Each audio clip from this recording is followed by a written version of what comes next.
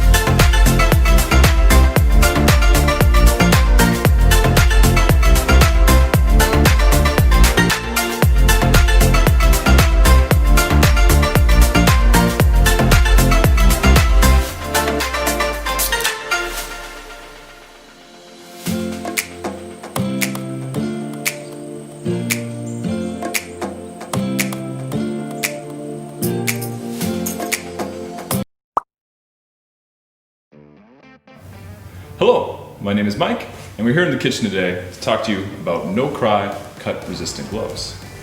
Now these gloves are level 5 cut-resistant. It's actually 4 times stronger than that of leather. Now, you want to remember that while these gloves can handle cutting like this, or even holding the blade like that, you still really want to avoid any sort of puncturing like that, or cutting down on the fingers like this, because they're meant for really preventing any sort of mistakes.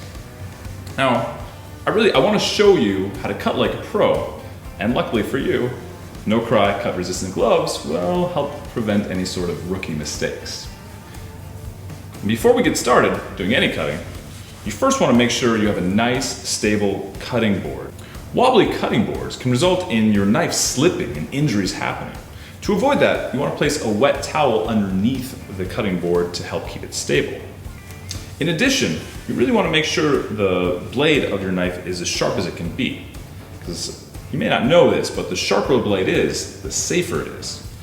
A sharp blade will cut easily into a food, while a dull blade will tend to jump around, and it's very easy for it to accidentally cut you. And this is why it's so important to have full control over your tools. Now, let's talk about how to properly grip your knife. If you put your finger on top of the knife, or you hold it too far back on the handle, you'll have a dainty grip, and then you'll really need to use no-cry cut-resistant gloves, as you're almost asking for injury. Instead, you should put your finger and thumb at the very back of the knife and wrap your other fingers around the handle. That way, you will have a firm grip and total control over your knife. It might feel a bit weird at first, but in time, it will seem like an extension of your hand. Now, the most common mistake that happens while chopping is laying your fingers out flat. Like this, you might not yet cut yourself when you have no-cry gloves on, but if you press hard enough, you might just cause some injury. Instead, you want to form a claw so that your fingers go in and the knife hits up against your knuckles as you're chopping. In this manner, your fingertips are protected the whole time and also gives you control over your cuts. Now, let me show you something I'm sure you've all struggled with: the elusive onion.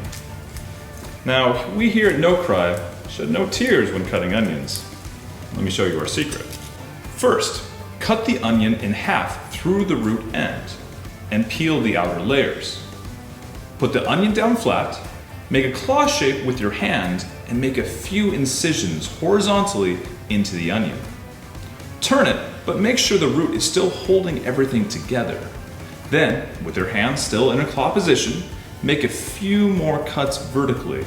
Then, turn it back and use your knuckles as a guide as you start chopping along. Just chop in a wave motion. And voila, you have a nice and even dice. When your food doesn't need to be cut into exact even pieces, just rest the tip of your knife on the cutting board and support it with your claw hand. And with your claw hand, continue chopping in a wave motion. And even when using a grater to create carrot shavings, the No Cry cut-resistant gloves work perfectly to protect your hands. The gloves also help protect you when filleting fish. So, you cut behind the head all the way down to the bone, and just on one side of the spine, make a very small incision, all the way down to the end. Let your knife do the work. You don't need to apply a lot of pressure if you have a sharp knife. Don't worry if it slips, that's the reason you're wearing gloves. It should just pull itself away like so. Is that simple or what? And then afterwards, just pull out the small bones with tweezers. Then, when you're all finished, you want to wash your knife by hand, dry it straight away to prevent any chance it gets dull. Never want to use a dishwasher.